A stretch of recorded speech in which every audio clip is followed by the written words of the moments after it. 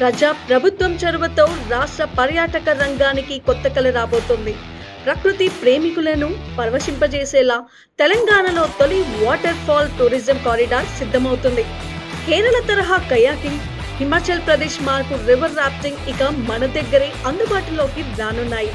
ఉమ్మడి ఆదిలాబాద్ జిల్లాలోని కుంటాల, ఉచ్చెర, గాయత్రి జలపాతాలతో పాటు కవ్వాల్ టైగర్ రిజర్వ్, మావల సరస్సు, ప్రాణహిత నదిని అనుసంధానిస్తూ అటవీ పర్యాటక శాఖలు ఈ సమగ్ర ప్రణాళికను సిద్ధం చేశాయి. ఉచ్చెర వద్ద రివర్ రాఫ్టింగ్, కుంటాలలో హ్యాంగింగ్ బ్రిడ్జ్, జిప్ లైన్ల సందడి నెలకొననుంది. 3 ఏళ్లలో పూర్తయ్యేలా 32.5 కోట్ల వ్యయంతో 3 దశల్లో ఈ ప్రాజెక్టు పట్టాలెక్కనుంది.